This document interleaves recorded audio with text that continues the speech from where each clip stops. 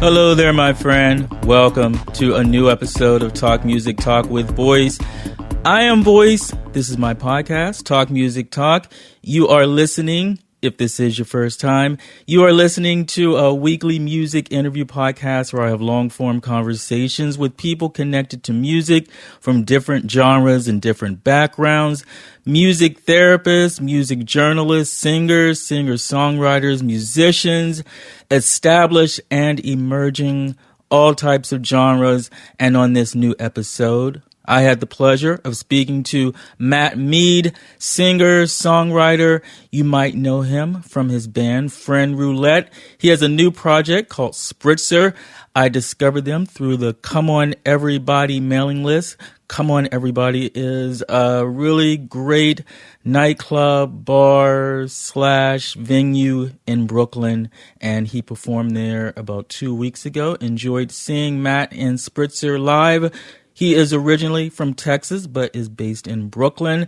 Great conversation with him. I had a pleasure chatting. We talk about why he started Spritzer.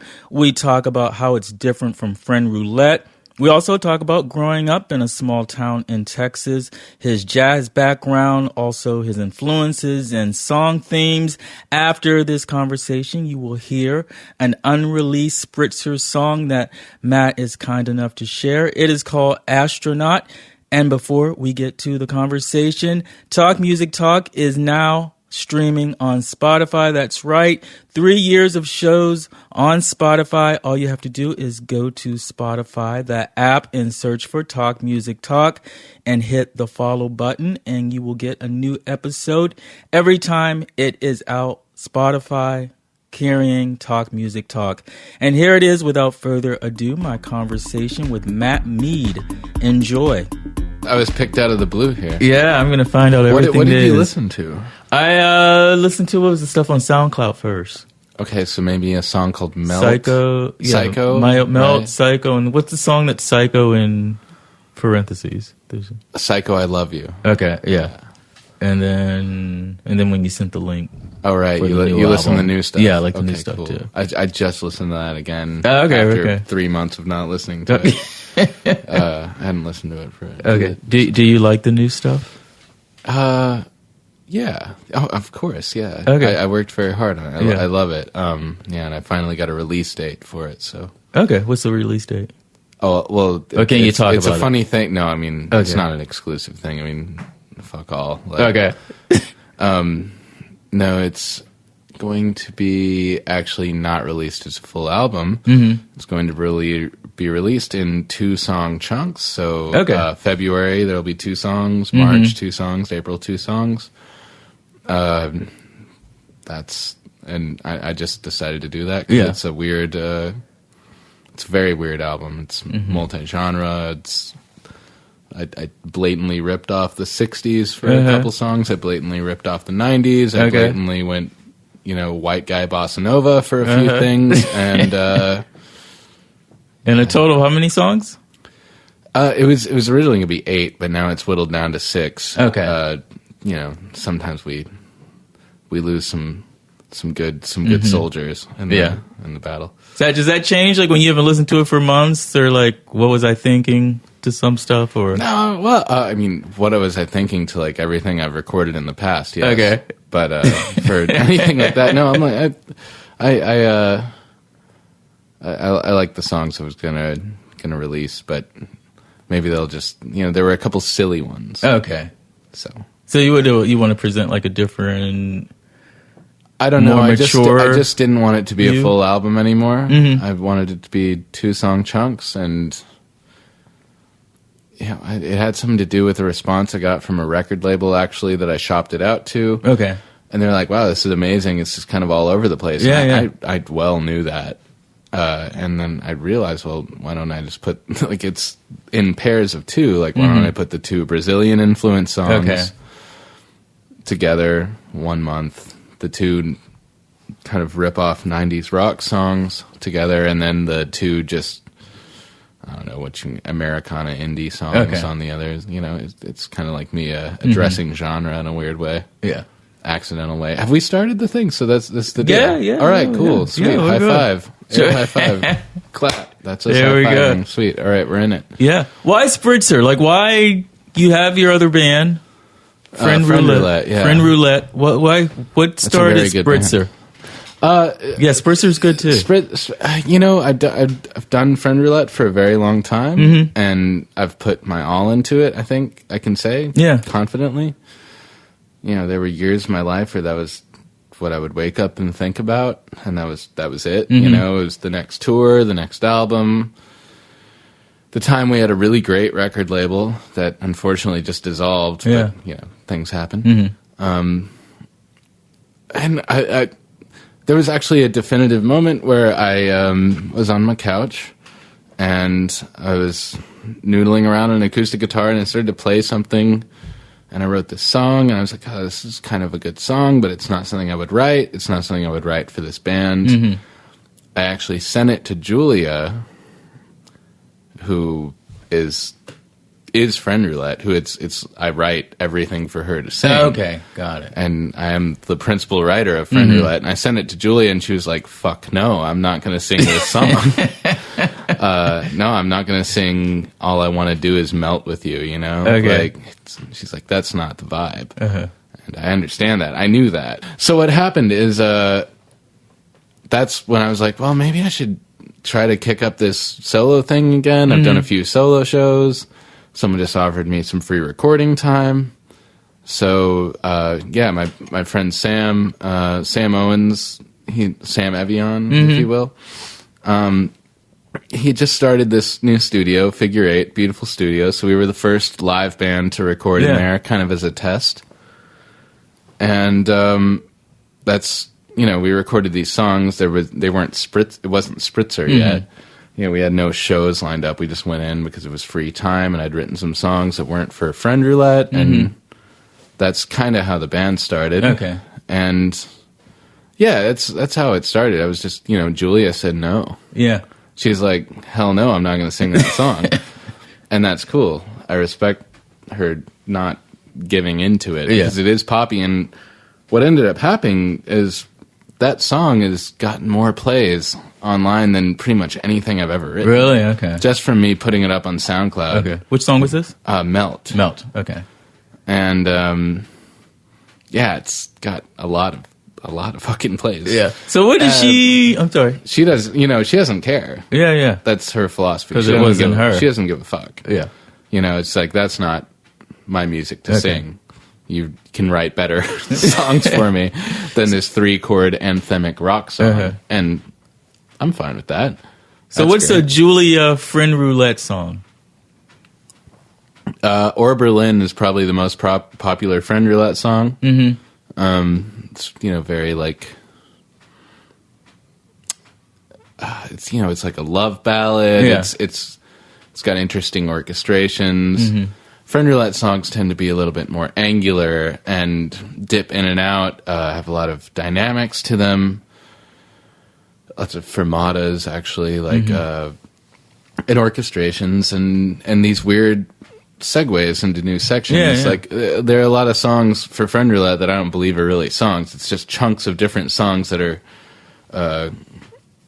like stitched together. Yeah, stitched together in an interesting way. Okay.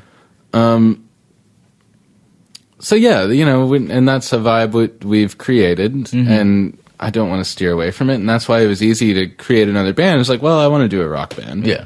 So I'm going to do a fucking rock band, and not going to take it seriously. But then after our second show, Paper Garden Records actually came up to us and said, all right, we want to sign you and put out a vinyl. Which of is serious. The 2 songs that you have. We only had 2 songs. And I'm like, that's kind of serious now, right? Yeah, it got serious. And then they printed 500 vinyl, and, I've got a closet full of them. But I think I've only got 2 more boxes full. But, that's kind of how it all started. Okay. And do you like the whole, like, writing for somebody else? Yeah. A female, like, do you, like, how's that different for you? No, I mean, it's just what I've done for 5-6 years, Just, I write for Julia. Yeah. I write for Julia, and I write for John, who plays clarinet and electronic wind instrument in the group, and write for them. I write for the drummers, the bass player. And then I write, songs I think they would sound good on, and they come in and do their own parts on the songs. And that's the way that band operates. And actually, it's a lot nicer to be able to sit back and play guitar and hear your song being played. Yeah. Even though you are still playing it, but you can hear someone else singing it, rather than being the one singing it. Okay. But I still had to do it at some point because I had a million songs that maybe Julia didn't want to sing. I write a lot of music, so. And how did that initially come to fruition that you would be the songwriter for her Friend project? Roulette? Yeah. Oh, I started it. Okay, so you knew from the beginning. Yeah, I mean, no, it was just that's what happened. 7 years ago, I started this band. I wrote a bunch of songs. I was coming out of a avant-garde music past, and that's the weirdness of Friend Roulette that took off, and eventually allowed me to do a much more normal, conventional rock band. Oh, okay. Yeah. Well, let's talk about your music past. Let's go back, because as I said before we started, I don't know anything about you. I want to. Okay. So where are you from? I'm from a small town in Texas called Harlingen. Okay, Harlingen. On the border of Mexico. Okay. And only child, siblings? Oh, I have too many of them. Okay, how many do you have? I have a little sister and an older sister and an older brother. And, nephews and nieces. Okay, and, so big family. Thanksgiving is upon us, and I'll see them all, and it'll be a madhouse. And what was life there for Harp? Say it again for me. Harlingen. Harlingen. Yeah. Okay. And what was life like there? It was... This is a hard thing to be honest or not. It was excruciating. I was just trying to get out the whole time. Okay. And now that I'm out, it's actually nice to go back, and it's kind of fun to think about it and think about how I lived there. And actually, it is a great place to go visit. But, it's when I had the interests that I had when I was growing up there, it was hard to live there. Yeah. I wanted to play jazz music. Okay. And there's nothing. There's people don't get there's jazz no there. jazz there. There's a couple people, and those couple people actually are still around, and they're great people, and they are keeping some form of jazz alive down there, and they taught me a lot. But, at some point it was, I had to leave. Okay. How small a town are we talking? Like, what was your graduating class? Oh, graduate. So I didn't graduate from there. So I did actually, senior year of high school, I was like, I can't be here. Yeah. Approaching senior year, and I auditioned. I actually hilariously kind of did this thing behind my father's back, and it's like in a way an organized way of running away from home. Okay. I went up to Houston for a concert, but I had actually scheduled an audition into the high school for the performing arts in Houston, and I had an aunt and an uncle that lived in Houston. Yeah. And I knew I could stay with them if I got in, so I did the audition, I got in, and I moved to Houston my senior year, but, I didn't tell my father until I got the acceptance letter, and I was just like, hey, sorry, I'm out, man. Because I don't think I would have made it here if I hadn't done that. Okay, got it. I really don't, because you have to think about being 17 in a place where there's not much to do, but there is a beach. Yeah. Very close, the Gulf Coast, and there also is Mexico very close, and you can go across the border. Yeah. You have access to a lot of things people don't have access to. A lot of high schoolers don't have access to for so cheap. So the way I always saw it is the temptation of being there another year, I would have been in jail or something. Okay, got it. Okay. So I had to leave, and I left, and it was great. And I excelled in jazz studies in Houston, and then got into a jazz school in New York. And how far was Houston from? 7 to 8 hours. Okay, driving. So it's Texas is obnoxiously large. So that's So were you like a kind of my big city mind living in this small town? I guess so. It was just more like I didn't want much to do with most people. Okay. I didn't want much to do with the socialite culture. We're talking about a town that is, I think, 90% Hispanic, not counting the amount of, illegal immigrants. Yeah. So it's weird because you feel like you're living in northern Mexico, yet the people that control the town are all wealthy, kind of white socialites about town. Got it. And I didn't like going to parties and meeting people and shaking people's hands while wearing a blazer or whatever, and my parents didn't make me do that. They didn't give a fuck either. Yeah. But, I mean, these are inevitably people that were their friends, and so it's better for me to leave and actually not talk about it. But, none of them are going to hear it, so whatever. Yeah. So, what instrument did you audition? What did you audition guitar. for? Guitar. And how long had you been playing guitar? I have been playing guitar since I was 10 or 11. Mm-hmm. Self-taught lessons? I had a guitar teacher down there, but it was, it was kind of the type of guitar teacher where when you get to a certain point, after like 3 months, maybe more than the guitar teacher does. Okay. So I eventually, it was, I like to say I was self-taught. Yeah. Like my dad taught me how to play G, A, D, E, all the whatever. basic stuff. And how to tune a guitar, and then I kind of took it from there. And but yeah, it wasn't like you could really go get a great guitar teacher down there. Yeah.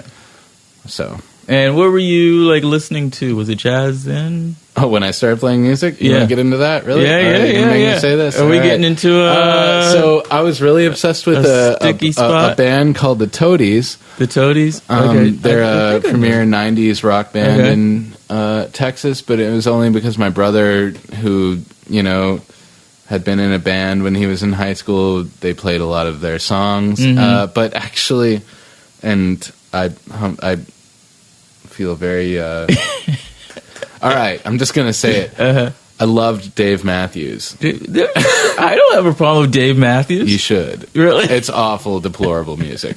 But for a young person with very limited access to music, when I hear about friends of mine that were like 11 or 12 when I was learning about Dave Matthews, and they're in Houston or New York even or anything, and they're talking about, we were listening to the Pixies and Pavement and like the I don't know, some band I've never heard of, some band that was on the cover. So I had MTV, and you chose to listen in my house to and a guitar, and he had a big moment. Yeah, I listened to... there is one thing about Dave Matthews' guitar playing is that it's kind of weird.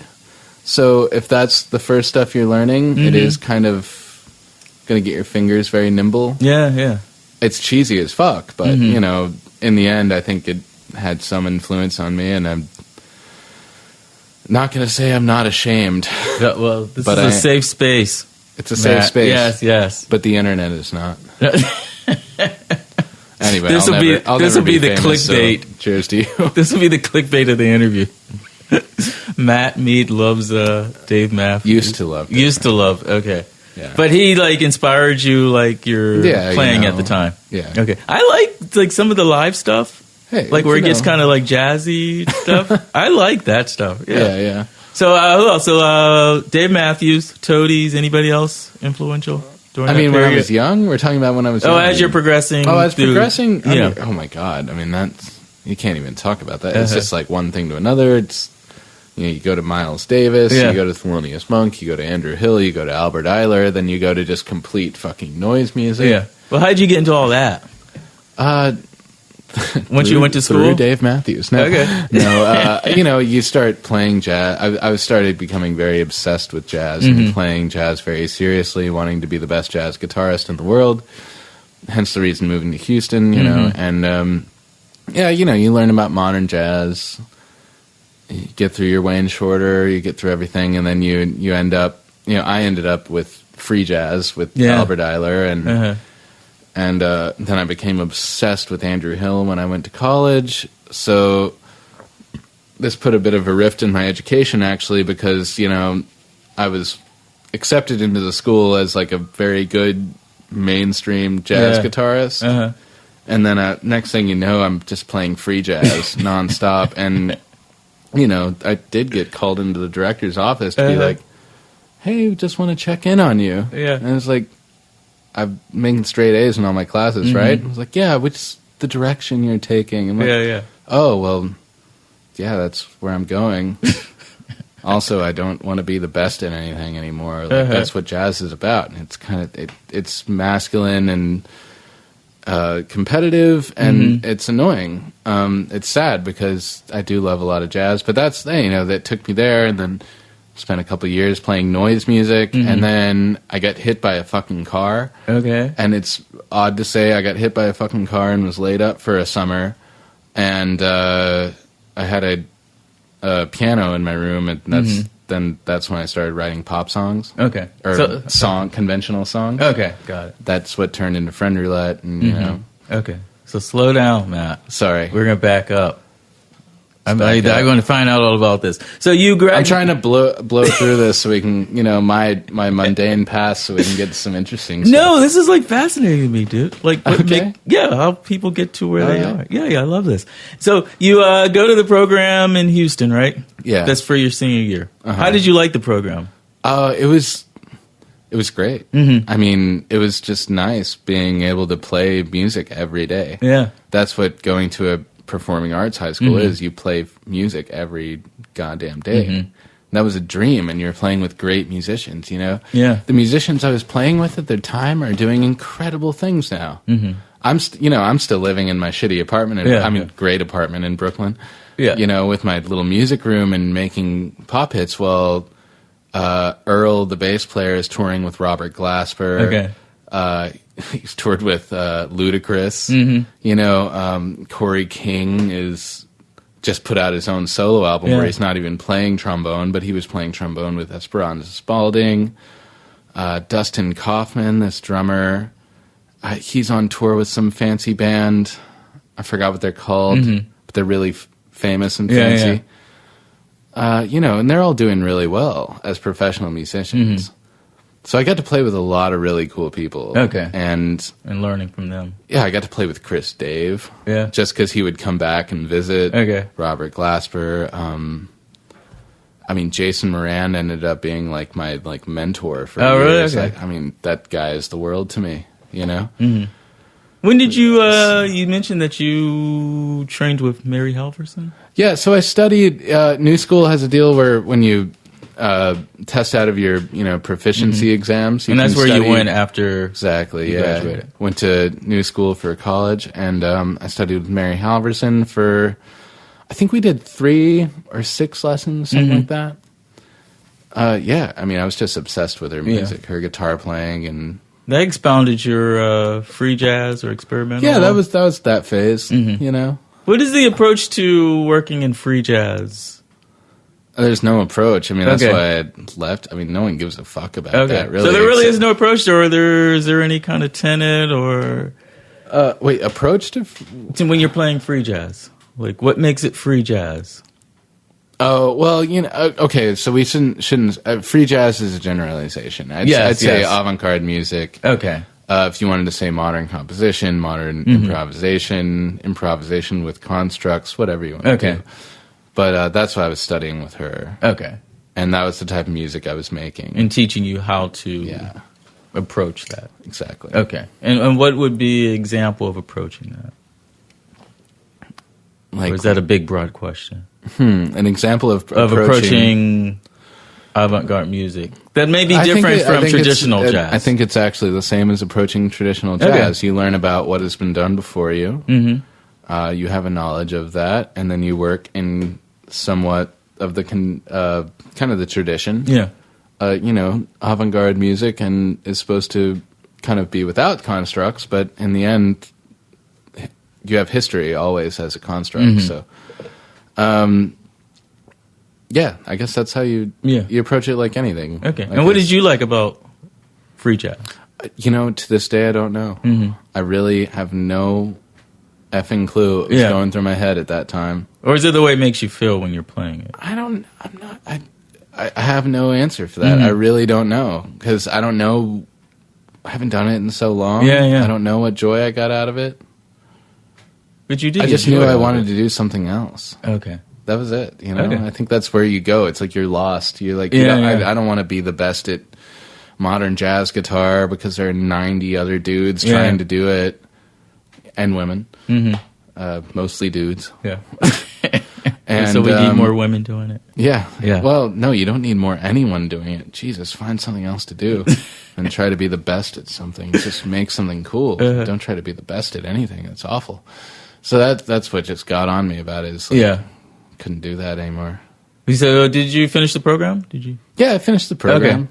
And how did you feel about finishing the program? I just kind of did it because I was already in it. Yeah. Was it 2 years or was it full 4 years? This full 4 years? Full, actually, well, for me it was a little bit longer because I decided to do another degree on top of my music degree. Okay. So I did an art degree as well. So they had a program where you could mix two things and add a couple years, and you walked out with 2 degrees. Okay. And see, I don't even know this about art. Like, tell me about the art. Oh, yeah. I made artist. sculptures for a long time. Not a long time. Like, as a fucking kid, really, I'm 30 now, and I was, 23 when I was making sculptures. Okay.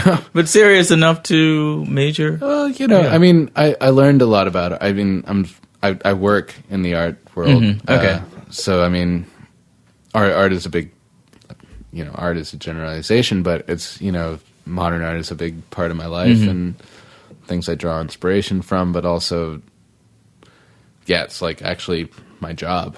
Yeah. So I work at the Guggenheim hanging art. So, okay. But was there ever any connection between the art and the music? Oh yeah, that was my whole thesis. And, was it? Okay. Yeah, it was. What was the connection? I mean, it was sound art and sculpture as art, movement as sculpture. I guess was my thesis. Okay. It was a, crazy thing that young people do when they think that they're important and art can save the world before they've given up hope and just decide to write songs about how heartbroken they are or how the world was meaningless. It's that stage in your life. Okay, got it. That's what it was. Okay. And there's an academic thesis out, unpublished by me if you don't want to read it. We can put that in the show notes if you like. Yeah, if you want. Yeah. I could just post a link to my thesis. Yeah, there you go. There we go. And so you graduate, right? And how far off are we from this car accident that you mentioned? Oh, that happened while I was in school. Okay, it was in your way. That was all school. going on at the end of school, know, and then I'm riding my bike one day and get whacked by a car and laid up for a few months, write some pop songs. Yeah. What did you hurt? Like, what did you break? Oh, everything. Really? I broke my wrist, which really shattered my wrist. Had to have a metal screw put in it. But it's like I just couldn't move for like a month. Okay. And that's so it was like a full body. Yeah, I flipped over the goddamn car. Like I hit the hood, flipped over it. He was going through a yellow light, like revving up, like to make the light. Bad situation. Yeah. Anyway, end of the story is I go to the doctor who's like, all right, you're going into surgery. Here's your prescription for 60 Percocet. Okay. I'm like, okay, 60 Percocet. Yeah. That'll get you more. They said that'll get you through more than enough the pain. Okay. It's like, okay. Then I go to the surgeon, have the surgery. At the end of the surgery, they hand my girlfriend at the time another script. Okay. For 60 Percocet. Without ever asking or checking. They didn't.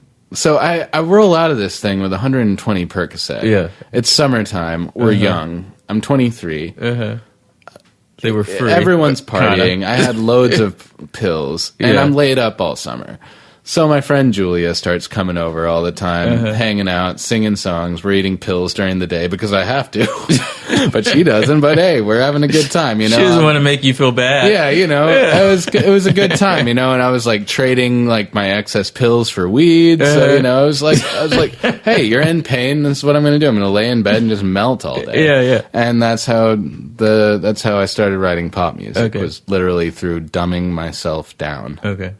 Was the pain that bad? Like, I've never been in they gave me the script after the bulk of the pain. Oh, okay. Which sucks. Yeah. Well, no, it was awesome as well. Okay. But, you know, the bulk of the pain I was having to, like, self-medicate because when you're under 23 and you go into the emergency room, they can't legally prescribe you anything but tramadol. Okay. Which tramadol is not a drug that goes to your nerves and hits your nerves and tells the pain to stop. Yeah. That is basically like smoking a joint, being like, hey, dude, it's all right. Okay. You're feeling good. Yeah. You know? So tramadol, but wasn't working because I'd gotten hit by a fucking car. Yeah. So for a week before surgery, I was just wasted because I was like in a lot of fucking pain and I didn't have good drugs. And then they gave me these amazing drugs after I was like out of the bulk of it. And I was like, well, oh shit, this is going to be a fun summer. So that's what you did for 2 months. While you were recovering, okay. Pretty much. Did you have to learn how to walk? Was it no, that bad? It wasn't like that. Okay. I just was getting over like severe back pain, leg pain, and a broken wrist, which had to heal for 3 months. And, you know. Yeah. Were you worried about your guitar playing when that happened? Well, I had to cancel a bunch of shows. And were you worried that you might not be able to play or play the same? No, I knew. I really don't give a fuck about guitar playing, really. Okay. You know, it's like, if you could chop my hands off, that'd be fine. I'm still going to write music. So that's I don't really care about any particular instrument anymore. Okay. When that happens to you, do you get depressed? Is that depressing? Yeah, that was depressing as hell. Yeah. Actually, the bassist of Friend Roulette came over one day. Before he was the bassist of Friend Roulette, we're just hanging out. He was just coming over to hang out because he knew I didn't have shit to do. Yeah. And he's like, hey, how are you? He loves to tell this story. He comes in, he's like, hey, man, how you doing? I'm like, I guess I'm all right. I just wake up and then wait to go to sleep. You know, it was depressing. Yeah. But it's more depressing than, like, just everyday life. Right. You know? It's really not. So you come out of it, right? 2 months. What happens to your life then? But the band starts in that whole period. Yeah. So everybody's coming over to cheer you up and they were party. Just, you know, hanging. You know, Jules was coming out because she liked smoking during the day and a couple of pills involved, whatever, a glass of wine. You know, we're just hanging out, and I was at the piano and wrote some songs. What was the question again? Oh, well, the band comes out of that 2 months. Oh, the band came out of that. Yeah, you know, we started playing a couple shows. Some friends came back after the summer, and the next thing, you know, like, we kind of had a thing going, and it was really unconscious, you know. It wasn't like we're starting a band, everyone's going to do this, and I don't know, we just started playing a bit and got a couple good shows, and then next thing you know, we were making an album. It was just kind of all spiraled like that, and, you know, I took it very seriously I still do, I guess. And, you know, that was my life, just writing Friend Roulette music. Yeah. It was awesome. It was great. So where does it come, like, lyrically, what you're writing about and all that? Now or then? Then. Are you writing... then? Then. Are you writing specifically for her? Yeah, so I feel bad. Like it's individualized? I feel bad, and I've apologized to Julia for this a few times, because I really feel bad about our first album. It was really like a breakup album. Okay. But it was a breakup album that I was going through, and she had to go and sing all my shit. Okay. All what I was going through, you know, and that's kind of, I don't know. She never complained about it. Yeah. But, like, I mean, good material is good material, dude. Right? But I don't do that anymore, you know, like, I just... It's nice not to put all of yourself into something. It's when you do it, it's nice to do it, but you got to take a break. Yeah. But that was like, you know, you're young and heartbroken, and you're writing some good songs because of this pain that you're feeling. And that first album was just a breakup album, and did really well though. You know. How many albums are there? Friend Roulette albums. There are three full lengths. Mm-hmm. A couple EPs, stuff like that. And then you had what's the Matt Sherber? The Matt Sheffer EP, yeah. Sheffer, yeah, that came out this year. Yeah, that's my very good friend in Austin. Mm-hmm. So what's that? Talk about that. Oh, Matt Sheffer? Yeah, that guy rules. He was just in town, actually, for the first time in years. He is an old friend. Mm-hmm. He's kind of who taught me about pop music in a way, or just conventional song, you know. I met him in Houston when I was there at the school, and he was kind of this guy who I hate talking about him so much. He won't listen to this. So, look, he's this guy. He doesn't like to leave the house very much, you know. He doesn't have a problem with leaving the house, but he doesn't like to. Okay. And he moved up to New York, and he was staying on a friend's, like, not even on their couch, on their floor. And he was staying at home all day writing this incredible music. Yeah. You know, we were all in jazz school at the time, but knew him and were hanging out. And in a way, he's kind of the first one to be like, oh, you know, we were like listening to this shit he was writing, and we're like, okay, so we can actually, you know, we're obsessed with this Wayne Shorter song. Mm-hmm. That Wayne Shorter song can be a pop song. Oh, okay. Because that's what he's doing. Yeah. As well as mixing in everything Jeff Buckley ever did. Mm-hmm. You know, with the Beatles, God, anything, you know, like, everything can come together. Mm-hmm. You don't have to do a genre of music, was kind of the deal that he taught us. And he wrote all these songs, he abandoned them, and we decided years later that we were kind of like just dying as a band. We were like, I was like, I don't want to fucking write any more of this music, you know? And we had played a few of his songs anyway, and we're like, let's just put out an album of his shit. And there's supposed to be a couple more volumes coming. Like, we're going to write a few more, but it was the days of MySpace where you'd just write a song, put it up, you could take it down if you wanted, you could download it. So, yeah, we were always just waiting for the next Matt Sheffer song, downloading it. Because he never really liked his stuff, isn't it? Or no, he's awkward about very, he's not into his own stuff. He's into what he's doing now. He's got a great band in Austin right now, and they're doing very cool things, and he's motivated about it. But you know, it was funny. I was in Austin a couple months ago, and I handed him the tape of his music performed by us, and actually the B-side of that tape is him singing. It's all his demos, and he just said, "Oh, cool," put it on the table. The time before that, he's like, "Yeah, I don't really know why you're doing that. It's probably a bad idea." Okay. I was like, "Well, Stereo Gum just picked up the first single. I think it's kind of a good idea." He's like, "Ugh, I don't care." Oh, God. You know? Yeah. What are you gonna do? Yeah. So, does that act as a palate cleanser? Working on his songs, suppose you're not writing, and then nice. It's nice to get away from my own songs. You know, I gotta like freshen up my own brain and stuff. You know, I don't want to write the same shit all the time. You like Sing being the leader? Like I saw you perform. Yeah, you did. I didn't talk much, did I? No, you didn't. Yeah, no. That says a lot. That'll right come. there. No, I don't really. No, I used to talk too much. I prefer not to. Oh, okay. You know. Bjork doesn't talk much between her songs. Bjork? No, she's just pretty much says, she's Bjork, dude. My name's Matt. I'm not Bjork. You could just say thank you and then go on to the next song, right? Yeah. You like that as opposed it's out front, your music as opposed to you? I don't know. I like them both. Mm-hmm. I mean, you know, it's fun. Like you saw us play. You saw Spritzer play it. Come on, everybody. Yeah.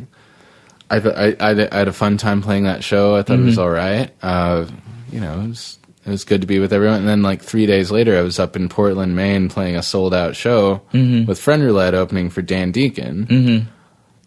And I'll say I had a lot more fun. Yeah. Being the drunk guitarist. Okay. That's like I wrote all this crazy music, and now my time is to chill and have a few beers and less pressure and play. And just, like, hang out with the drummer while he rocks his... God, the guy's crazy. Yeah. He was, you know, just that's kind of like Friend Roulette's kind of like doing the work beforehand, and then getting to hang out. Yeah, I'm not going to mess up my parts. It's just like I wrote all the music. But, singing is a whole other thing, and it's nerve-wracking, and I don't really like it, but I have to do it for this thing, and I won't not do it. Okay. But, as opposed to having another project where you are the songwriter and there's another voice? Well, like does that hold appeal to you anymore? I mean, Friend Roulette's still around, I'm still doing it. Yeah. So, yeah, I mean, we're working on another album right now, and I love it. I get if I'm writing for myself, I'm constrained. If I'm writing for Julia and all that is Friend Roulette, it's endless. It's like option after option. You can do whatever you want. Yeah. It's great. Okay. And talk about the difference between the songs that you had on SoundCloud, the Spritzer songs, and then you have the album coming out, the EP, next year. What I have on what's up right now? The difference between them? Yeah. Melt, Psycho, all that. Or is there a difference? I hear a difference. There's a big difference. How are we doing on time? Yeah, don't worry about it. All right, cool. Yeah. So the big difference is, so those songs, Melt, Psycho, whatever else is on there, were done when Ryan was in the band. Okay. The guitarist that you saw, actually. He left for a little while because he was really focusing on his band Tiny Hazard. Okay, yeah. I've seen them like twice. So they are now somewhat defunct. I didn't know that. Yeah, well, they announced it at their last show. Okay, because they opened for. I'm not leaking information. Okay, it's exclusive. You've heard it. Yeah, no, they opened for Katie Von Schleicher. Yeah, they're on her label. Yeah. So who I interviewed. That's they're on that label. Bada Bing. So. Anyway, he was really, he was in the band, but that was happening, It was funny, like, Spritzer existed with me and Ryan in it while Tiny Hazard and Friend Roulette were on tour together. So, it was obvious, Spritzer was a side project, but things, they were in the midst of a record, being taken very seriously. That group of people are very serious about what they do. They don't fuck around, like they're not getting wasted in the green room. They're not smoking joints before they go on. They're the opposite of Friend Roulette and me. But, Ryan was a big part of it. He left, and it was, kind of like right before a recording session. And that's when I was like, all right, well, he's got to do his thing, but what am I going to fill in the electric guitar with? And I was like, well, this might be my one opportunity to I'm going to go full out horns, synthesizers. I'm going to play everything except for the drums and the bass, and the horns. Obviously, I can't play a fucking horn if I wanted. But, that's kind of how that happened, and it's kind of out there. Like there are a lot of things actually that can't be replicated live, but the record sounds cool. Yeah. I dig horns, man. I love that. And what are some lyrical themes that you write about? Yeah, death. Yeah, impending death that has happened. Hypothetical death. Maybe? Okay. I don't know. I mean. I rip a lot out of books that I'm obsessed with, out of authors I'm obsessed with, and I try to do it in a way that's not completely obvious or humiliating, but inevitably I'm obsessed with I'm obsessed with like 1940s French existentialism, absurdism, and that's where a lot of those lyrics come from because I thought it was uninteresting to write about myself anymore. I'd done it for a few albums with Friend Roulette, and the breakup album. Yeah, it's like there are a million of those. I don't need to do that anymore. So I started, taking from literature I loved, and whether that sounds pretentious or not, that's what I do. No, that's okay. Again, you're in a safe space. Yeah, I'm in a safe space. No judgment. But yeah, it's kind of a nice thing because a lot of people wouldn't think twice about it. You know, they wouldn't be like, oh yeah, he clearly took that line from Simone de Beauvoir's book, The Blood of Others. But yeah, that's kind of what I've been ripping on right now. I'm working on a new album that actually is very personal, though. Okay. Yeah, the one that's not done it's just kind of in the mixing process. It's actually very personal. But yeah, it's called The Plague. Okay. And so it's after like Camus? Yeah, once again, like going. Okay. It's kind of about that book, but kind of about life, current life. Okay, so this will be after just a bunch of singles roll out. I'm no longer throwing that thing out as a full album. That's just so like a year from now, we may be looking at The Plague. Yeah, probably. Okay, The Plague. It's phrasing. Yeah, but so I like your music. Best place for people to keep up with you online. Oh yeah, just the Facebook, I guess. Okay, either Spritzer or Friend Roulette, right? Yeah, pretty much either one. Okay, they're both going at the same rate, steadily pushing the same rock up the same hill to fall down again and push it up again. Okay, I think that is art. This is the myth. That is art. That is art. And anything I leave out, Matt? As you take a sip. Yeah, delicious Corona. Yeah. I'm very honored to be on this show. Okay. I think you're the first guest to have alcohol while we that's record what you it. think. Oh, yeah, I know. Yeah, I don't know what the guests do like before. Yeah, you don't know what I did before. Well, I think that sounds like a good ending. Thank you for doing this. This was wonderful. Yeah. I Thanks. appreciate you taking the time. I'm happy to be a part of this.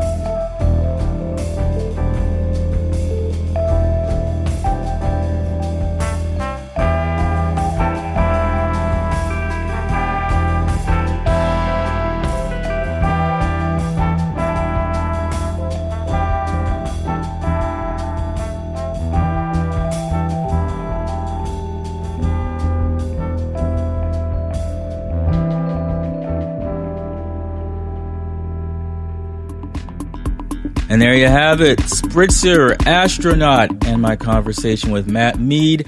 I hope you enjoyed the music. I hope you enjoyed the conversation. I am online at talkmusictalk.com for more podcast information and to stream every single episode. I am also on Instagram at thisisboice, so follow me there. I have some requests for you, some call to actions. If you enjoyed this episode with Matt Meade, please share it on social media, email it to a friend, leave that 5-star rating and or review, especially on iTunes. This all helps to grow the Talk Music Talk audience. Also, you can download the Talk Music Talk app. It is free for iPhone and Android, wherever you like to get your apps, or you can subscribe to the podcast at a bunch of places. As I mentioned, it is on Spotify. You can also find the show on iTunes, Stitcher, Google Play, TuneIn, iHeartRadio, and many, many other places. Just search for Talk Music Talk. You can also find the podcast on SoundCloud, starting with episode 100 with Carlos D. That's Carlos Dangler, former bassist of the band Interpol. That is at soundcloud.com/thisisboice. Thank you so much for listening. Till next time, and there will be a next time. This one's for you, Liz.